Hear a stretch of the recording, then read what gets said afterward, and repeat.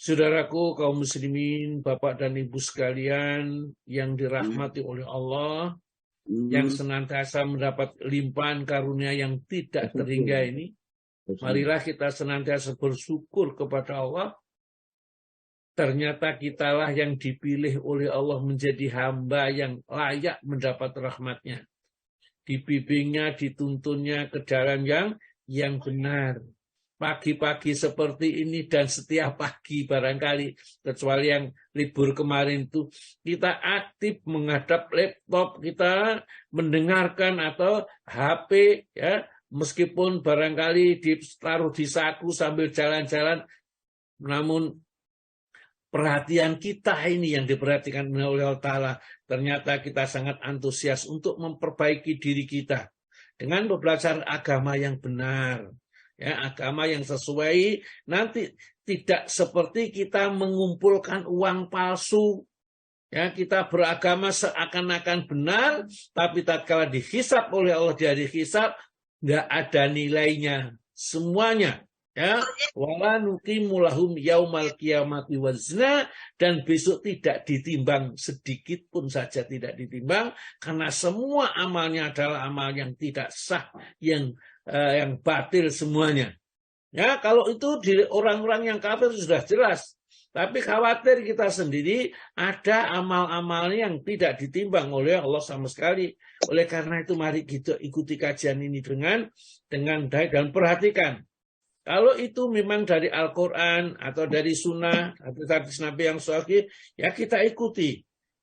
Dengan kalau penjelasannya pas juga, kalau penjelasannya mungkin kurang pas, ya mungkin kita pikirkan lagi. Ya. Karena apa? Kalau penjelasannya kurang pas, biasanya bertentangan dengan hadis-hadis lain atau penjelasan dari Nabi yang lain atau ayat-ayat Al-Quran.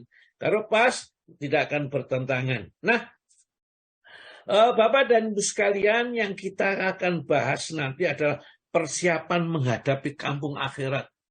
Yang pasti kita akan temui ke sana. Tidak seorang pun di antara kita yang tidak masuk di dalam kampung akhirat. Akhirat itu dimulai dari sakaratul maut, gitu ya. Kemudian masuk kepada alam namanya alam barzah, batas. Ya, kemudian baru masuk alam akhirat. Yang di sana nanti kita tinggal seakan-akan orang yang mau bepergian atau surang pulang dari bepergian itu sangunya apa saja. Yang penting di sini kita akan membahas sangu apa yang kita perlukan. Sebenarnya ini kemarin sebagian sudah saya sampaikan di saat hari Jumat yang jam 4 sore ini. Ya. Namun karena mungkin materinya mungkin agak bagus dan panjang nih, kita sampaikan berseri, ya. Yang persiapan menghadapi kampung akhirat yang sudah kita bahas kemarin adalah sering-sering mengingat kematian dan bersiap-siap untuk bertemu dengan Allah, ya. Ini kita bahas kemarin. Ya, kata Nabi kita, hendaklah kau sering-sering mengingat kematian. Karena bagaimanapun orang senang-senang, kalau kita sudah ingat bahwa kesenangan itu akan segera berakhir, maka tidak terlalu mereka kebablasan bahasa Jawanya ini. Kita dalam senang-senang. Dan kalau kita dalam keadaan sedih dengan berbagai masalah, begitu kita ingat bahwa kematian itu akan segera mengakhiri semuanya, maka tidak akan menjadi kita pedih di dalam hati kita. Dan tentunya bersiap-siap untuk bertemu dengan Allah. Persiapan kita apa? Ya, memanfaatkan kesempatan yang ada ini untuk senantiasa melakukan perbuatan-perbuatan yang diridhoi oleh Allah. Perbuatan-perbuatan itu apa saja? Ya nanti kita akan bahas dan kita akan jabarkan nanti di sini, yang mungkin juga tidak bisa satu kali pertemuan, karena kalau satu pertemuan ya mungkin tidak ada kesannya. Ya, ini ada hadisnya, ada Al-Qur'annya, ada beberapa sahabat yang memberikan nasihat kepada kita supaya kita benar-benar di dalam hidup di dunia itu nanti kalau kembali gak kaget gitu sama ya. Kita baru terkejut, loh, ini ditanyakan, loh, ini dia kaget ya, terkejut itu pada saat kita melihat hal-hal yang tidak pernah kita bayangkan ya, kita bayangkan sebelumnya. Jadi kalau sudah terkejut kaget-kaget ini, karena mereka tidak menyangka bahwa kok ada hukuman seperti ini, kok ada siksaan seperti ini, kok ada pahala sebesar ini. Ini. Jadi kadang-kadang kagetnya dengan kebaikan, ada kagetnya dengan keburukan. Maka disinilah nanti akan kita bahas ya, Bapak dan Ibu sekalian, kalau kita mau merujuk buku yang kita gunakan sebagai acuannya adalah buku Ensiklopedia Salat ya, jilid yang ketiga halaman 110 ke bawah terus ya, 110, 101 dan seterusnya. Itu bukunya Ensiklopedia Salat, jilidnya jilid 3 ya. Di sana disebutkan macam-macam lah ya. Ini tentang hadis-hadisnya, kemudian tentang syair-syair para ulama-ulamanya, kemudian para sahabat dan ayat-ayat Al-Qur'an tentunya yang menjadi menandaskannya. Maka kita baca di antara ini surat Al-Waqiah ini yang ayat 83 sampai 96 itu peringatan ya, supaya kita betul-betul merenungkan bagaimana seharusnya hakikat kita ini nanti kalau ketemu Allah, sementara persiapan kita belum sampai ya, seperti yang dikehendaki atau yang diharapkan dalam agama ini. Bagaimana menyesalnya ya, bagaimana senangnya mereka yang betul-betul itu bersiap-siap bertemu dengan Allah. Mari nanti kita renungkan, kita baca dulu ayatnya. Ibu siapa tadi? Dokter Marlinawati, Ustaz. Dokter Marlinawati, monggo Bu Dokter. Monggo silakan untuk membacakan ayat-ayat Al-Qur'annya ya. Ini memang agak banyak ini. Hari ini yang kita baca biasanya 3, 4 atau 5 paling banyak. Ini kira-kira lebih dari 10. Tapi tidak apa-apa kan pendek-pendek nih. Monggo Bu. Ya Ustaz. Assalamualaikum warahmatullahi wabarakatuh. Waalaikumsalam warahmatullahi wabarakatuh. A'udzu billahi minasy syaithanir rajim. Bismillahirrahmanirrahim. Wa antum hina idin tanjurun wa nahnu aqrabu ilaihi minkum walakin la tubsirun. Walaula in kuntum ghayra madinin tarji'unaha in kuntum shadiqin. Fa amma in kana minal muqarrabin farauhu wa raihanu wa jannatu na'im. Wa amma in kana min ashabil yamin fasalamul laka min ashabil yamin. Wa amma in kana minal mukatsibina dallin fanujulum min hamimin wa tasliyatu jahim. Inna hadza lahuwa haqqul yakin. Fasabbih bismi rabbikal azim. Sadaqallahul azim. Dengan nama Allah yang Maha Pengasih dan Maha Penyayang, aku berlindung kepada setan dari setan yang terkutuk. Maka kalau begitu, mengapa tidak mencegah ketika nyawa telah sampai di kerongkongan, dan kamu ketika itu melihat, dan kami lebih dekat kepadanya daripada kamu, tetapi kamu tidak melihat. Maka jika kamu memang tidak dikuasai oleh Allah, kamu tidak mengembalikannya nyawa itu jika kamu orang yang benar. Jika dia orang yang mati itu termasuk yang didekatkan kepada Allah, maka dia memperoleh ketentraman dan rezeki serta surga yang penuh kenikmatan. Dan adapun jika dia termasuk golongan kanan, maka salam bagimu, wahai dari golongan kanan, sambut malaikat. Dan adapun jika dia termasuk golongan orang yang mendustakan dan sesat, maka dia disambut siraman air yang mendidih dan dibakar dalam neraka. Sungguh inilah keyakinan yang benar. Maka bertasbihlah dengan menyebut nama Tuhanmu yang maha besar. Maha benar Allah dengan segala firman-Nya. Assalamualaikum warahmatullahi wabarakatuh. Waalaikumsalam warahmatullahi wabarakatuh. Alhamdulillah, Bu Parniawati luar biasa sekali. Suaranya mendayu-dayu. Saya sampai hampir mengeluarkan air mata ini. Masya Allah ya. Memang Al-Quran itu sentuhannya luar biasa di dalam hati seseorang ini. Kalau yang membacanya itu betul-betul pas, bagus gitu, maka tidak hanya sekedar suaranya yang bagus, isinya dan suaranya yang memberitakan seakan-akan Allah betul-betul berfirman di hadapan kita kepada kita. Nah, karena itu kalau ingin merasa ingin berbicara dengan Allah, maka bacalah Al-Quran. Maka dengan baca Al-Quran, seakan-akan kita berbicara dengan Allah. Hanya tadi Bu Parniawati kurang 1, mestinya 83, itu dimulai 84. Ya, Bu, ya. Tapi tidak apa-apa, saya terangkan mulai 83.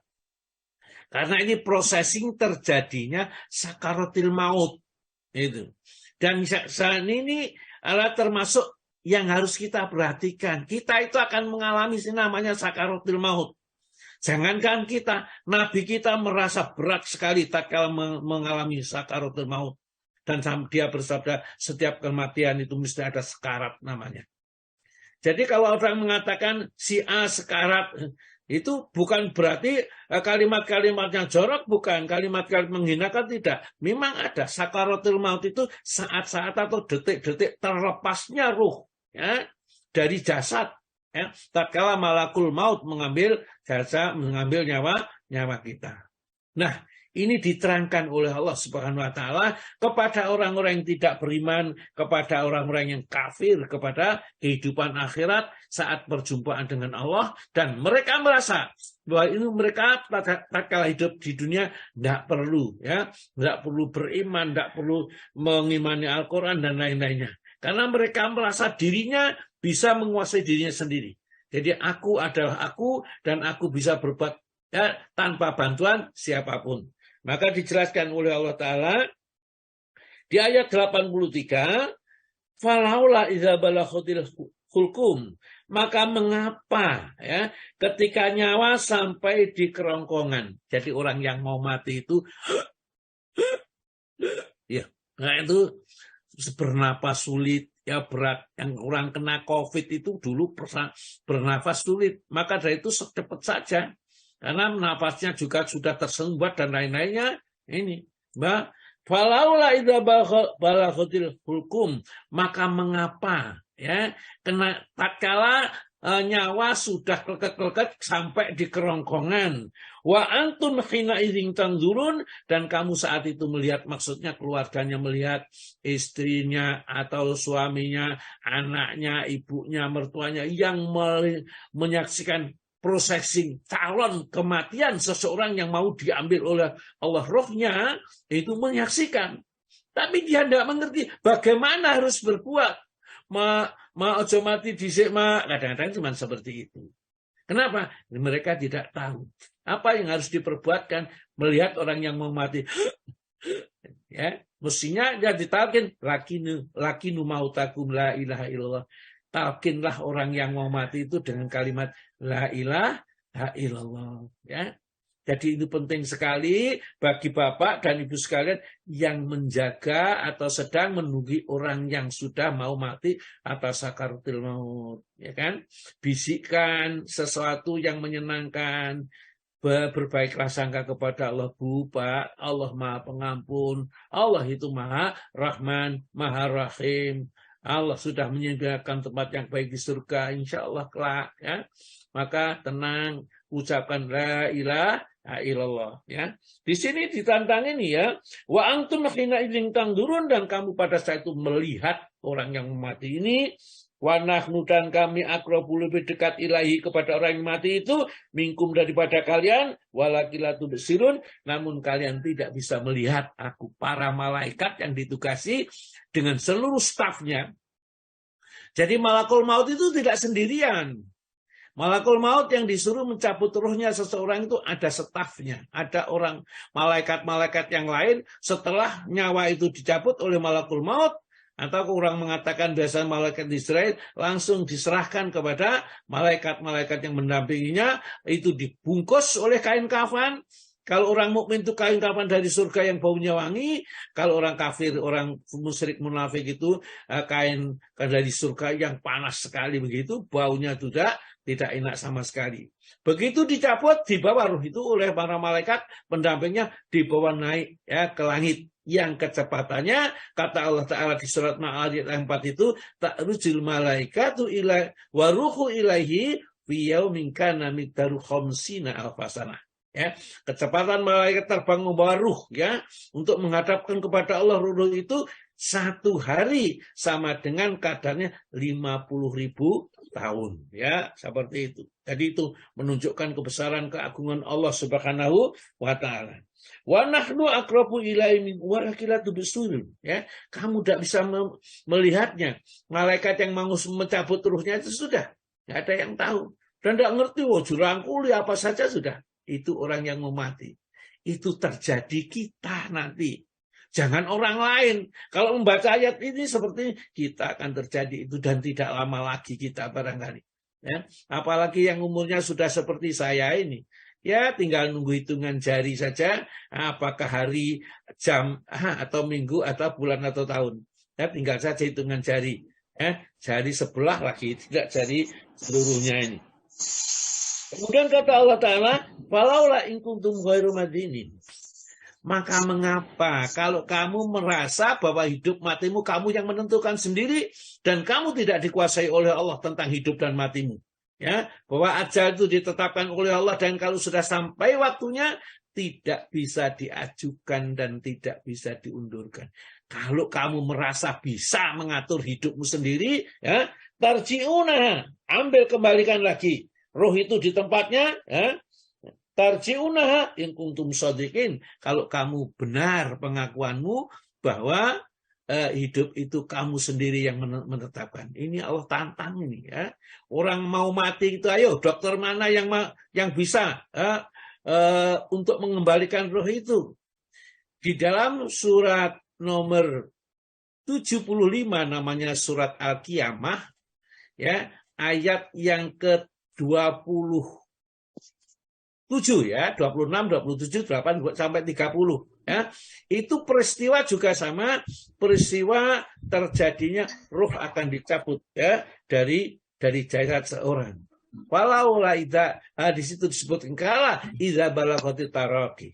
Awas, kalau roh itu sudah sampai di tenggorokan ya.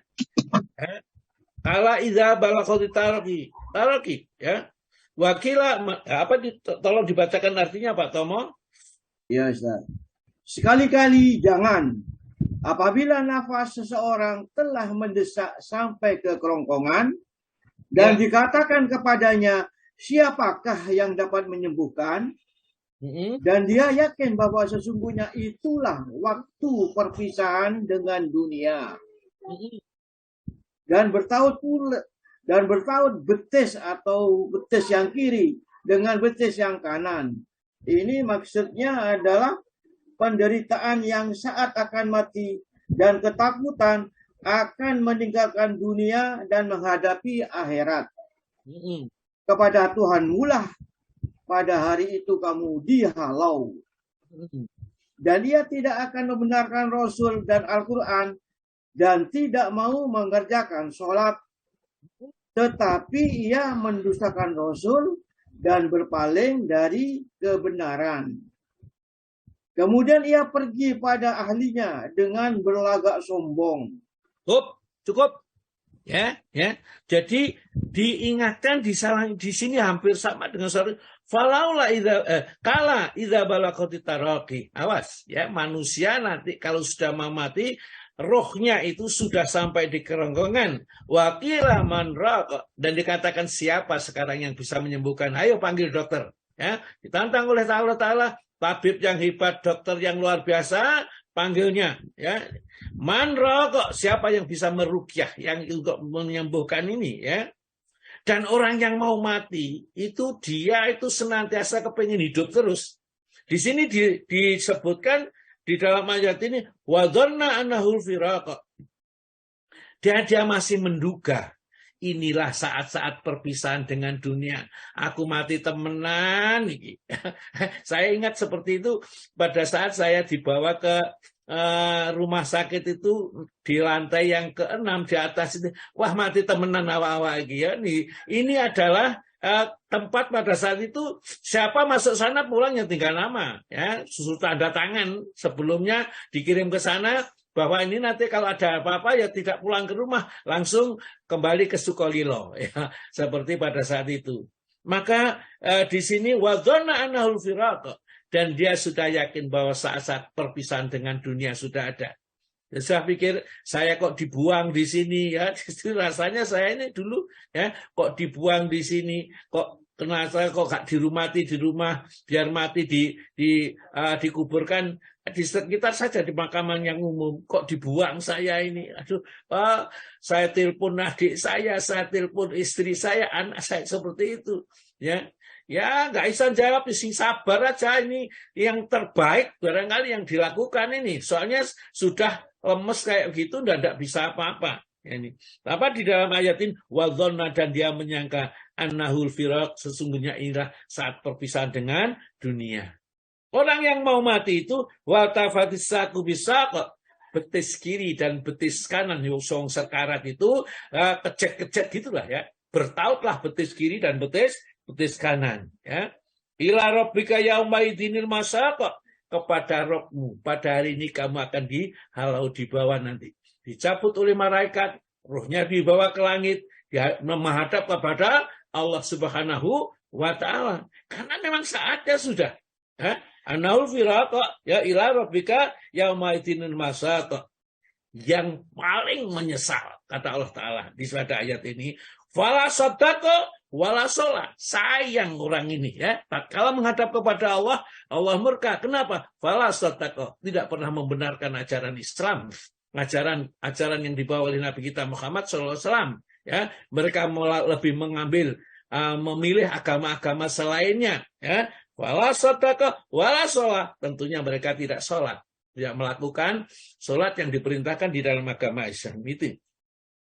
Apa yang dilakukan? Walakin kadzdzaba wa tawalla, namun orang itu senantiasa mendustakan dan berpaling dari kebenaran. Jadi kalau diingatkan tentang akhirat, tentang siksa kubur, pertanyaan kubur ya, Allah dia itu menganggapnya sebagai sesuatu ejekan-ejekan saja ya. Ini suatu hal apa gitu ya. Enggak mau percaya dia. Banyak orang yang seperti itu betul-betul akan besok terkejut kalau melihat betapa dahsyatnya rupanya saja malaikat Munkar Nakir itu.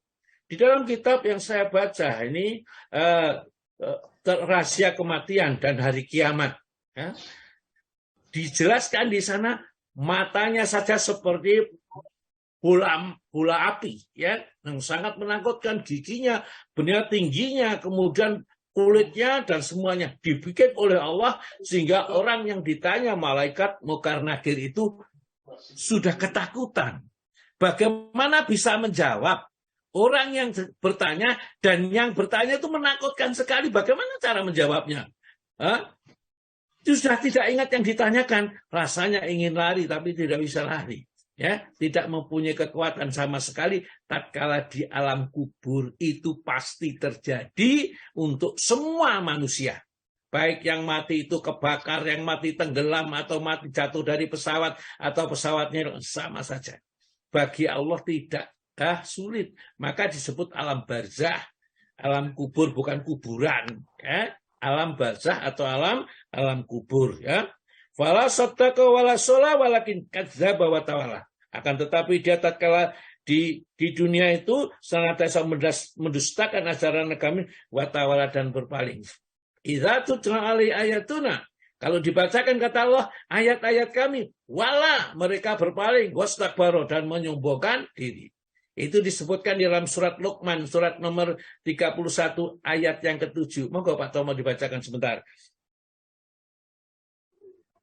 Ayat ke berapa, Ustaz? Ayat 7.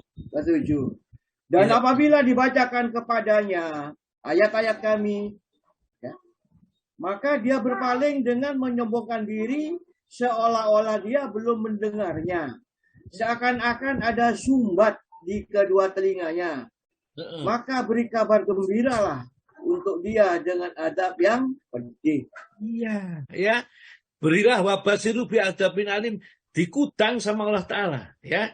Berilah kabar gembira mereka dengan siksa yang sangat pedih. Itu apa? Idza tutla alaihi ayatuna. Apabila dibacakan kepada mereka ayat-ayat kami, wala, ya, dia berpaling mustakbiran sambil menyombongkan diri ke alam yasma'a, seakan-akan tidak bisa mendengar. Karena fi udhunai waqra, seakan-akan di dalam kedua telinganya ada sumpetan gitu. Saking orang kafirnya, munafiknya, ya, orang menolak ajaran itu. Ya. Kalau barangkali Bapak atau Ibu-ibu kadang-kadang di dalam YouTube melihat debat antara Islam dan Kristen, ya seperti itu, Masya Allah. Ya itu ayat-ayat Qurannya persis ya yang diterangkan oleh Allah Ta'ala. Sombongnya mereka diterangkan kebenaran, justru kebenaran itu dilecehkan. Ya. Maka layak mereka, ya wafabasirhu, maka berilah kabar gembira bi'adzabin alim, dengan siksa yang sangat pedih. Kabarnya kok sangat siksa, sangat kabar gembira. Ya. Dan karena tidak mau memperhatikan. Kita kembali kepada ini. Summa zahaba ila ahlihi yatamatwa, ya. Kemudian ia kembali kepada ahlinya atau keluarganya dengan congkak dan sombong. Ya, seakan-akan dia itu adalah paling benar. Ngenyek atau menghina orang Islam, orang yang bodoh-bodoh, orang yang miskin-miskin, orang yang pemikirannya terlalu pendek, misalnya orang Islam ini. Maka gampang dibijui oleh kiainya, oleh ustadznya katanya. Ya. Inilah ya orang-orang yang tidak mengerti sesungguhnya dia itu sedang oleh Allah Ta'ala sedang diuji dan mereka tidak sadar. Namun demikian pun kalau mereka mau bertobat kepada Allah dengan tobat yang sesungguh-sungguhnya, maka Allah masih siap menerima tobatnya orang itu. Karena Allah Maha menerima tobat. Mumpung belum kasep, ya mari saudaraku yang di luar Islam, ya segeralah kita bertobat kepada Allah. Karena kita dengan bersyahadat, kita beli dengan la ilaha illallah Muhammad Rasulullah, semua dosa-dosa yang pernah kita dikerjakan dulu dihapuskan dan akan ditulis kembali lembaran-lembaran baru yang akan nanti ada hisabnya di akhirat. Itu keuntungannya, ya keuntungan yang luar biasa bagi mereka yang dulu non-muslim kemudian berubah jadi muslim, ya. Kemudian sumadaba ilahil sampai 30 kita kembali kepada surat Al-Waqiah tersebut, ya. Ayat yang ke-88. Falaula in kuntum khairu madinin. Mengapa kalau kamu merasa tidak dikuasai oleh Allah, ya? Tarji'una in kuntum shodiqin, kembalikan roh itu kepada tempatnya kalau kamu memang benar pernyataanmu bahwa kamu tidak dikuasai oleh Allah Subhanahu wa Ta'ala, ya. Kemudian Allah memberikan penjelasan kepada ada 3 jenis golongan orang yang sekarat, yang mau mati itu ada 3 jenis. Sama dengan pada saat pembukaan surat Al-Waqiah. Wa kuntum azwajan salasah, dan kalian itu akan terbagi kepada 3 golongan. Wa ashabul yamini ma ashabul yamin, wa ashabus simali ma ashabul simal. Wasabiqun nasab itu, kemudian ada 3 golongan. Jadi golongan kiri, golongan kanan, golongan as-sabiqun orang yang segera menyambut panggilan Allah. Maka Allah ceritakan orang yang senantiasa taat cepat menyambut panggilan Allah ini diceritakan dalam ayat yang ke-88. Fa'ama in kana minal muqarrabin, ya. Adapun kalau yang mati itu termasuk orang yang muqarrabin, orang yang dekat kepada Allah, orang yang senantiasa taat dan patuh kepada Allah, mengerjakan perintahnya dan menjauhi seluruh larangannya, muqarrabin, farohu warohan wa jannatun naim. Maka dia memperoleh ketentraman dan rezeki serta surga yang penuh dengan kenikmatan, ya. Farohu, maka dia mendapat ketentraman, warohanun, dan mereka mendapat kepuasan, wa jannatun naim, dan mendapat surga yang penuh dengan kenikmatan. Ini bagi muqarrabin. Muqarrabin itu siapa? Orang yang sangat cepat menyambut seruan Allah. Jadi kalau belum adzan, dia sudah siap, sudah wudhu, sudah bersiap mau pergi ke masjid, ya, datang di masjid masih sempat kita sholat qobliyah, kemudian kita mengerjakan sholat berjamaah, dan itu dikerjakan tidak pernah ketinggalan takbirnya imam. Padahal ada satu hadis yang sahih, ya, atau minimal derajatnya hasan, yang menerangkan siapa yang sholat, ya, senantiasa berjamaah dan tidak pernah ketinggalan takbirnya imam selama 40 hari berturut-turut, maka baginya diberi 2 kebebasan atau 2 kelepasan darinya. 1 kebebasan dari api neraka. Besok tidak akan tersentuh sedikit pun api neraka. Yang kedua, maka besok orang yang seperti itu di dunianya dibebaskan dari sifat munafik. Jadi orang yang menjaga sholatnya, bagaimana saya wanita, kok kan wanita tidak dianjurkan ke masjid, boleh sholat di rumah. Ya kalau di rumah kerjakan sholat tepat pada waktunya saat azan dikumandangkan, jangan ditunda-tunda sehingga suatu kali sampai sholat asarnya hilang karena ada sesuatu keperluan kita. Ya, hati-hati siapa yang ketinggalan sholat asar, ketinggalan sholat asar. Seandainya hartanya dan dan seluruh rumahnya, keluarganya hangus, itu masih lebih baik. Ketinggalan sholat asar, hilang sholat asar, ya, itu bangkrut luar biasa sekali. Bagaimana kalau sampai tidak sholat? Kalau tidak sholat ya sudah tidak ada nilainya apa-apa sekali. Maka dimasukkan mereka dengan waktu yang labisina fiha ila ahqaba, mereka tidak tinggal di dalam neraka kecuali berukup-ukup lamanya, ya. Berukup-ukup itu adalah 1 ukup itu 80.000 tahun. Jadi kalau berukup-ukup gak ngerti ini, ya. Kemudian yang kedua, jadi ini yang pertama yang termasuk orang muqarrabin yang meninggal dunia. Itu mereka mendapatkan tentraman, mendapatkan kepuasan, dan mendapat surga yang penuh dengan kenikmatan. Yang kedua, ayat 90. Ya. Wa amma in kana min ashabil yamin. Adapun jika yang meninggal itu termasuk orang yang ashabil yamin, ya. Orang yang banyak berbuat baik, ya, tetapi juga kadang-kadang terjerumus kepada perbuatan yang tidak baik. Ya, sholatnya banyak jamaah, tapi sering-sering juga tidak jamaah. Hanya saja dia tidak pernah tidak mengerjakan sholat. Jadi ini golongan kanan, golongan yang termasuk selamat, ya. Fama in kana min ashabil yamin, maka adapun jika yang meninggal dunia itu termasuk golongan kanan, artinya orang-orang yang diberi kitab amal catatannya dari sebelah kanan, ya. Misalnya yamin fasalamul laka, maka diucapkan oleh malaikat yang melihat mereka ini, selamatlah laka bagi mumin ashabil yamin, wahai golongan kanan, karena mereka golongan kanan akan mendapat kebaikan, keterangan, kedamaian dari Allah Subhanahu wa Ta'ala. Ya. Kemudian disebutkan yang ketiga, orang golongan ketiga ini, ya. Mudah-mudahan kita tidak ada yang termasuk di jamaah ini yang termasuk golongan ketiga ini.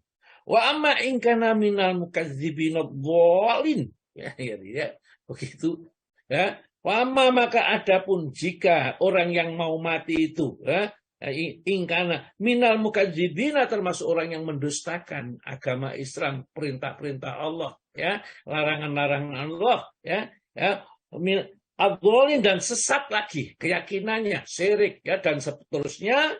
Maka kata Allah, wa nuzulun min hamim, maka dia mendapat hidangan dari air yang panas mendidih.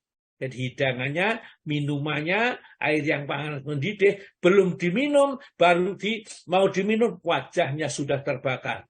Begitu diminum, ususnya terpotong-potong. Bagaimana sakitnya? Padahal pada saat itu tidak ada kematian, sudah. Tidak ada kematian.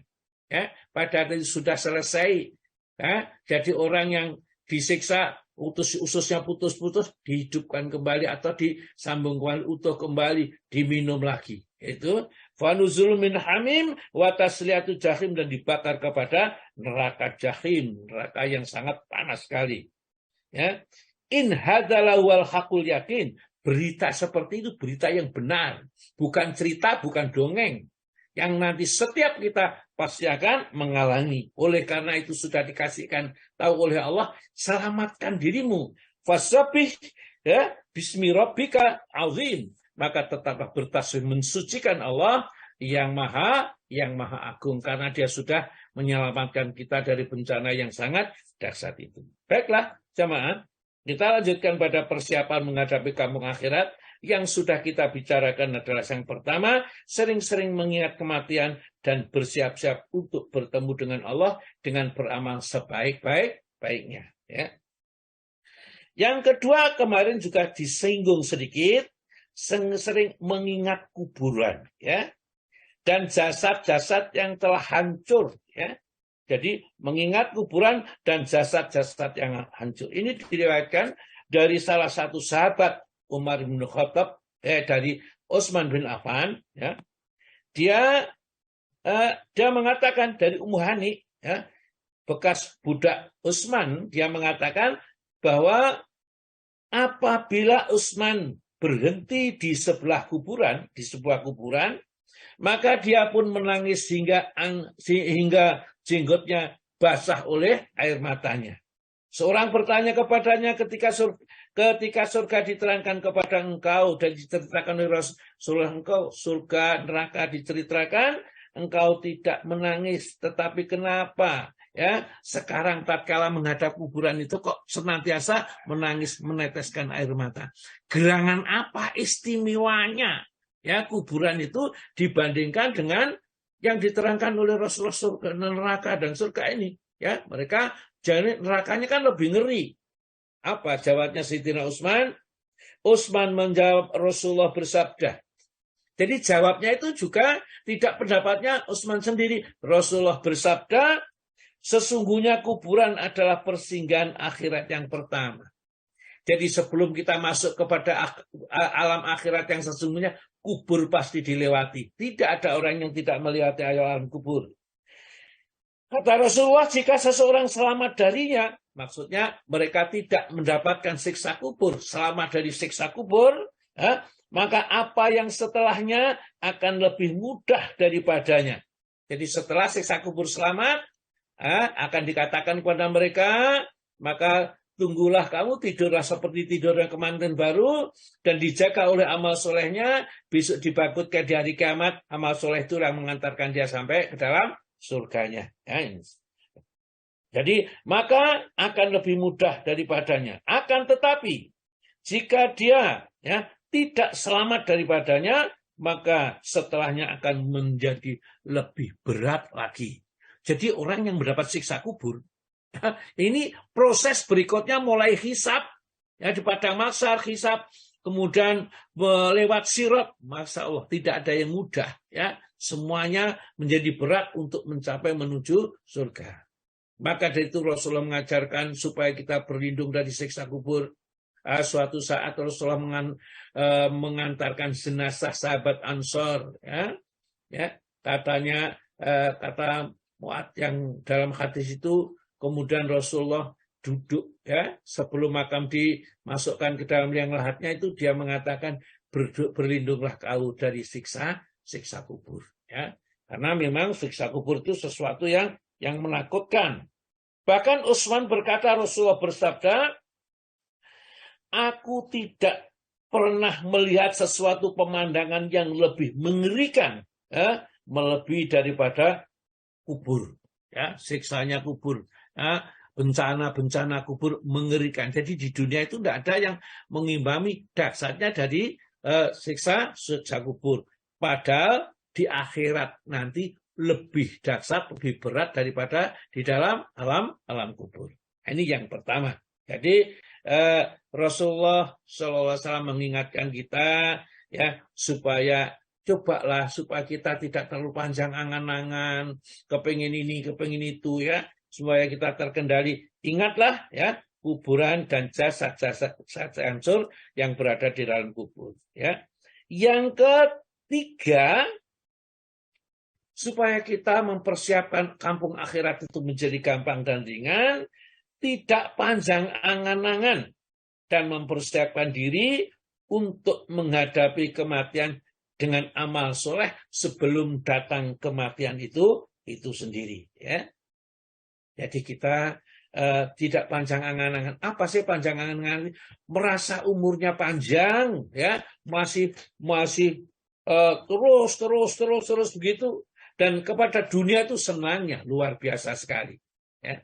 Padahal dunia itu masih akan ditinggalkan nanti. Bahkan Rasulullah mengingatkan sifat manusia itu, manusia ini, ya, tidak puas dengan dunia ini. Seandainya dia mendapatkan satu lembah emas yang isinya emas, kekayaan, dan menjadi miliknya, mencari lembah kedua. Dan kalau yang kedua itu ditemukan, mencari lembah yang ketiga, dan tidak akan memuaskan isi perutnya kecuali tanah. Jadi kecuali mati, maksudnya seperti itu. Padahal hidup di dunia itu adalah hanya sementara dan tidak lama lagi kita akan kembali kepada Allah. Dan Rasulullah juga menjelaskan nanti hari kiamat yang datang itu kalau nanti sudah kita hidup di dunia itu terasa singkat. Artinya perjalanan tahun, hari, bulan itu sangat singkat sekali. Dalam satu hadis Rasulullah menjelaskan, kiamat tidak akan terjadi hingga waktu sangat terasa cepat sekali, ya. Sampai setahun seperti sebulan, sebulan seperti seminggu, seminggu seperti sehari, sehari seperti 1 jam, dan 1 jam seperti orang membakar 1 ranting itu, ya. Jadi kita rasanya sekarang sudah kemarin tahun 22, sekarang sudah 23. Sebentar lagi 24 pilihan presiden, ya. Diangkat 5 tahun ya sebentar lagi, itu gegeran, ya. Semuanya kalau seperti itu. Jadi hidup di dunia itu semakin cepat rasanya. Dan kita rasakan saat sekarang ini. Itu artinya bahwa kiamat memang sudah dekat sekali. Jadi, dan dalam satu hadis yang lain Rasulullah bersabda, kiamat tidak akan terjadi hingga waktu terasa cepat sampai setahun seperti sebulan, sebulan seperti seminggu, seminggu seperti sehari, dan sehari seperti 1 jam, 1 jam seperti terbakarnya pelepah kurma, dalam lagi hampir sama. Oleh karena itu kita dengan dunia itu hendaklah kita qanaah, ya. Qanaah itu merasa puas dengan pemberian Allah sesuai dengan yang diusahakannya. Rasulullah mengingatkan kepada kita, barang siapa yang menderita kemiskinan lalu mengeluh kepada orang lain, maka kemiskinan itu tidak akan terasati. Oleh karena itulah kita harus hanya kepada Allah Ta'ala. Kenapa? Karena bagaimanapun orang itu kalau kita mengeluh kepadanya, Pak, Bu, aku gak ada duit, ya, saya sedang ini, tidak ada yang mau peduli, ya. Kecuali tentunya orang yang hatinya digerakkan oleh Allah Subhanahu wa Ta'ala. Maka sambatlah pertama kali kepada Allah Ta'ala, jangan sambat kepada manusia. Kenapa? Kalau sambat kepada Allah itu yang pertama yang mengatasi kesulitan akan hanya Allah Ta'ala. Ya, setelah itu Allah menunjuk siapa, ya, yang ditunjuk oleh Allah Ta'ala. Kemudian orang itu tiba-tiba berbuat baik kepada kita, namun hakikatnya hanya Allah lah yang bisa memberikan seperti itu. Maka dari itu Rasulullah pernah memberitakan kepada kita qad aflaha, sungguh beruntung man aslama, siapa yang menjadi orang Islam, waruziqa, dan diberi oleh Allah rezeki kafafan yang cukup. Jadi tidak melimpah. Jadi di dalam agama ini Rasulullah menggambarkan siapa yang dijadikan oleh Allah Islam beruntung sekali. Karena dengan modal Islam mereka tidak akan masuk neraka kekal di dalamnya. Dengan Islam tidak akan kekal di dalamnya. Kemudian waruziqa, dan diberi rezeki oleh Allah, ya, kafafan, cukup, ya, pas-pasan, nggak berlebih. Orang yang dilebih-lebih itu malah bingung ya sebenarnya.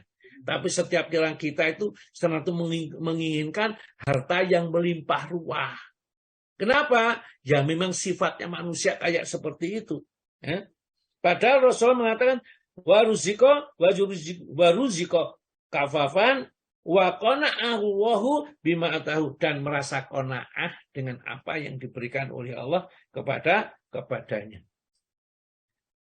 Maka dijelaskan kepada kita, laisal ghina an kasratil a'rad. Orang kaya itu bukan orang yang banyak hartanya, tumpuannya banyak, rekeningnya isinya besar, bukan, ya. Laisal ghina an kasratil a'rad walakinal ghina nafs.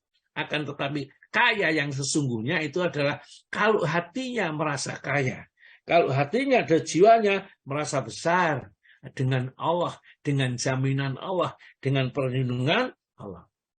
Maka dari itu jamaah di sini babnya adalah kita disuruh qanaah, dan qanaah terhadap sesuatu yang diperolehnya sesuai dengan usahanya. Jadi merasa cukup, ya. Dan tawakal sepenuhnya kepada Allah Subhanahu wa taala. Dalam satu hadis Rasulullah menghadap salah satu sahabat namanya Abu Hurairah, ya. Maka Rasulullah pun bersabda dengan beberapa sahabat, itu diantaranya ada Abu Hurairah di dalamnya. Rasulullah bersabda, siapakah yang mau mendengar dariku kalimat-kalimat berikut dan mau mengamalkannya atau mengajarkan kepada orang lain? Siapa yang mau mendengarkan nasihat-nasihat dari Nabi itu, mau mengamalkan dan mau mengajarkan kepada orang lain? Siapa? Ya. Maka langsung Abu Hurairah angkat tangan, saya ya Rasulullah. Ya, ini sahabat, padahal belum tahu apa yang disabdakan Nabi, tapi tentu Nabi tidak akan memberi beban yang berat, dan pasti semua yang disabdakan menguntungkan pada dirinya. Maka Abu Hurairah langsung, saya ya Rasulullah. Maka Rasulullah bersabda, ittaqil maharima, takun abdan nas, ya. Hendaklah engkau, ya, senantiasa, ya, menjaga hal-hal yang diharamkan oleh Allah. Artinya takutlah kamu kepada hal yang diharamkan oleh Allah, tentu kamu akan menjadi orang yang nanti banyak ibadahnya kepada Allah, ya, banyak takwanya kepada Allah. Jadi takutlah kepada hal yang diharamkan, niscaya kamu akan menjadi orang yang paling rajin beribadah kepada Allah. Jadi bisa kita simpulkan, kenapa kita kok susah? Ya, bangun malah susah, baca Quran susah, ya, diajak berbuat baik kok berat.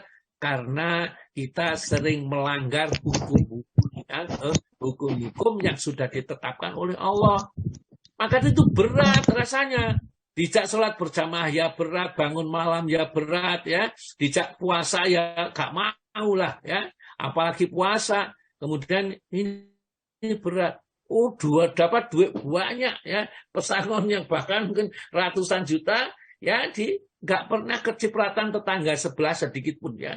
Sama rasakan sendiri, kita tidak usah meneropong orang lain. Apakah kita masih seperti itu? Kalau seperti itu kondisi kita ya seperti ini, ya. Maka pesannya Rasulullah pertama kali adalah takutlah kamu kepada hal-hal yang diharamkan Allah. Tentu kamu menjadi orang yang rajin beribadah kepada Allah. Maksudnya kita rajin menjalankan ketaatan kepada Allah. Yang kedua, wardo bima qasamallahu laka takun adran nas. Hendaklah kamu merasa puas dengan apa yang diberikan oleh Allah kepadamu. Tentu kamu akan menjadi orang yang paling kaya. Ya. Jadi menjadi orang kaya tidak perlu harta yang banyak melimpah menumpuk begitu sampai 7 turunan. Tapi kalau kita ridho dengan pemberian Allah, ya saya memang ya cuma dosen golongan 3B pensiun, sekarang pensiunnya 2 juta, ya tidak apa-apa.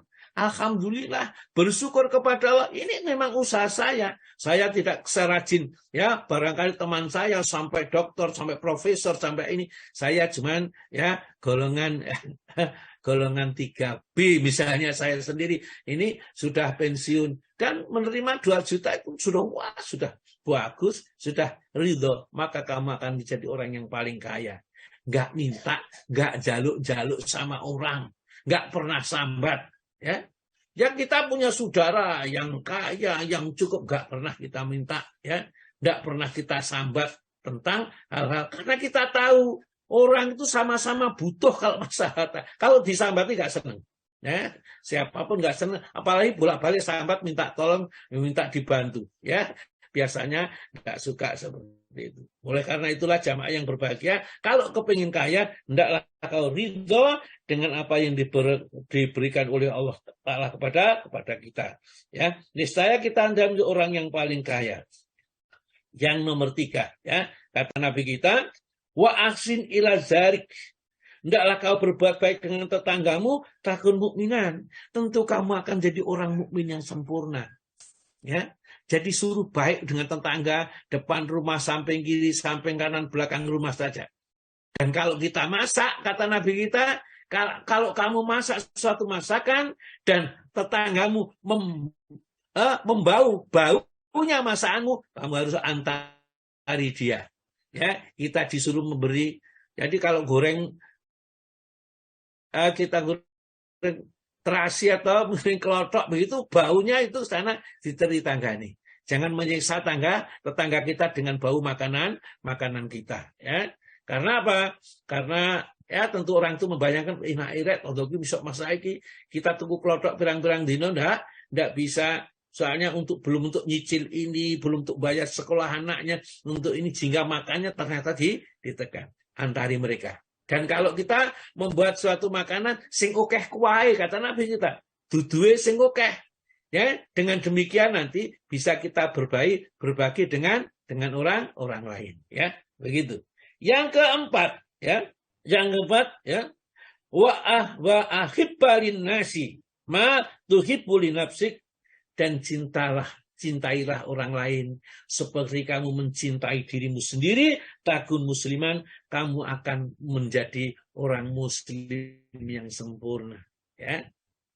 La yu'minu ahadukum hatta yuhibbu li akhi ma la yu'minu ahadukum hatta tuhibbu li akhi ma yuhibbu li nafsi.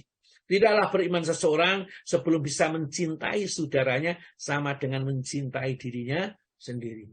Jangan merasa dimusuhi, jangan merasa tidak disenangi. Perasaan-perasaan kita itu sebenarnya justru timbul dari diri kita sendiri. Orang yang kita anggap nggak senang sama kita itu mengharap-harap, ya kok nggak datang ke rumah, kok nggak datang ini. Saya sendiri mau datang ke sana itu malu sebenarnya, ya. Karena saya kan tidak kaya. Kalau datang ke rumahnya orang kaya, dikira saya minta sesuatu. Oleh karena itu datangi. Ya, inilah ajaran dari Nabi. Kemudian yang terakhir Nabi kita menjelaskan, jangan kamu banyak tertawa. Wala tuksid dohik, jangan banyak tertawa, karena sesungguhnya banyak tertawa itu dapat mematikan hati. Jangan banyak tertawa, karena banyak tertawa mematikan hati. Artinya, orang-orang itu susah dinasihati, maka dagelan itu ya susah. Nanti kalau diingatkan yang betul-betul dianggap bercanda saja, nggak serius, ya. Barangkali ini. Maka Nabi kita kan mengatakan wala tuksir dohika, ya. Janganlah kamu memperbanyak tertawa, fa inna kasrat dohik, ya. Sesungguhnya banyak tertawa itu tumidul qalb, yang akan mematikan hati. Jadi hati kita mati. Nek kagan guyu, kagan sesuatu yang tidak ada manfaat, kita tertawa seperti itu. Dan satu lagi barangkali terakhir yang saya sampaikan ini, ya, diriwayatkan dari Salamah bin Ubaidillah ya bin Mihsan, Rasulullah bersabda, man asbaka minkum, barang siapa pagi-pagi hari ini di antara kalian ya, aminan fi sirbihi, aman rumah tangganya, mu'afan fi jasati, sehat badannya, ingdau kutu yaumihi, di sisinya ada makanan untuk hari itu. Ya, ada sepiring nasi, lauknya sambal pecel atau kelotok atau jangan bening barangkali misalnya, ya, ingdau kutu yaumihi, fakaan nama, maka seakan-akan hijat lahu dunia, seakan-akan kau memiliki dunia seisinya. Jadi kita itu kalau nggak serakah, itu gampang jadi orang saya, jangan jadi orang puas, nggak gampang mencela orang lain, nggak gampang mengeluh. Tetapi memang manusia itu asalnya innal insana khuliqa halu'an. Manusia itu diciptakan dengan sifat gampang sambatan. Nah, kalau orang beriman ilal musholin, kecuali orang sholat, ya, alladzina hum ala sholatin daimun, yang sholatnya itu daim, sholatnya itu dijaga dengan sebaik-baiknya. Barangkali sampai di sini sementara, ini belum sampai episodenya ini, ya, kita lanjutkan nanti episode berikutnya, insya Allah. Karena yang belakang-belakang itu ada beberapa hadis yang menerangkan bahwa bagaimana Rasulullah ketemu sahabat, menceritakan dia dibawanya ruhnya oleh malaikat untuk menemui beberapa peristiwa yang tentunya sebagai pelajaran buat kita. Insya Allah hari lain kita lanjutkan, apakah besok atau lusa atau minggu depan ya. Mudah kita terus ikuti kajian ini supaya kita tidak ketinggalan berita.